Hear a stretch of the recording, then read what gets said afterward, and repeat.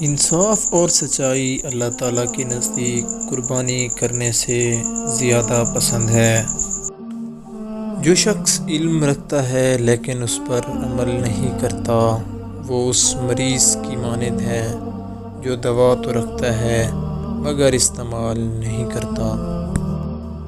جس کا بولنا ذکر الہی میں ہو، جس کی خاموشی غور و فکر میں، اور جس کی نگاہ عبرت ہو، وہ مجھ جیسا ہے۔ ہر ایک انسان کی روشنی اس کی نظر میں ٹھیک ہے لیکن اللہ تعالیٰ دلوں کو تولتا ہے۔ گھر اور مال وہ میراث ہے جو باپ سے حاصل ہوتی ہے مگر عقلمند بیوی خدا تعالیٰ کی نعمت ہے۔ اپنے آپ کو اس وقت تک انسان نہ سمجھو جب تمہاری رائے تمہارے غصے کے زیر اثر ہو۔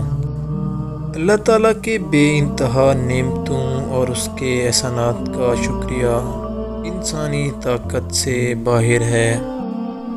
کتنے تندرست جسم، خوبصورت چہرے اور شیریں کلام کرنے والی زبانیں کل جہنم کے طبقات میں پڑے چیخ رہے ہوں گے۔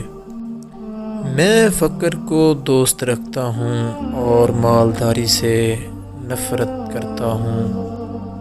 اے دنیا کو سونے چاندی کے لیے طلب کرنے والے، ترک دنیا بہت عمدہ چیز ہے۔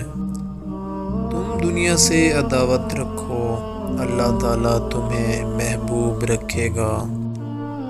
تھوڑا جو اللہ تعالیٰ کے خوف کے ساتھ ہو اس بڑے خزانے سے جو رنج کے ساتھ ہو بہتر ہے۔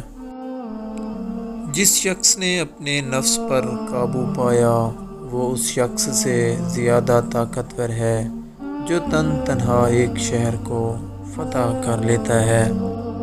جہالت لڑکوں کے دل سے وابستہ ہے مگر تربیت کی چھڑی اس میں سے اسے دور کر دے گی۔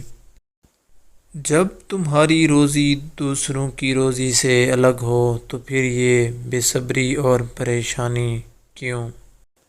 سچے کا تھوڑا سا مال جھوٹے کی بہت سی دولت سے بہتر ہے۔ اپنی ضرورتوں کو محدود کر لینا ہی بڑی دولت مندی ہے۔ جو شخص زندگی کی مناسب ضروریات سے زیادہ کا طالب ہو وہ کبھی مطمئن نہیں ہو سکتا۔ سعادت مند وہ ہے جو اپنے نفس کی نگرانی کرے۔ دوسروں کی خوشی اور آسودہ حالی پر حسد نہ کرو کیونکہ ان کی یہ خوشحالی زندگی تو چند روز ہے۔ کام کرنے سے پہلے مشورہ کر لیا کرو کیونکہ اگر میں فرشتوں سے مشورہ کر لیتا تو مجھے یہ تکلیف نہ اٹھانی پڑتی۔ جس کام سے تمہارا دل مطمئن نہ ہو اس کام کو نہ کرو کیونکہ جب میں نے شجر ممنوع کھایا تو میرا دل مطمئن نہیں تھا مگر میں اس کے کھانے سے باز نہ رہا۔ ہر ایک کام کرنے سے پہلے اس کا انجام سوچ لو۔ اگر میں انجام سوچ لیتا تو جنت سے نہ نکالا جاتا۔ خدا جب کسی بدبخت کو دکھ دینا چاہے تو وہ بدقسمت ناشکری کا راستہ اختیار کر لیتا ہے۔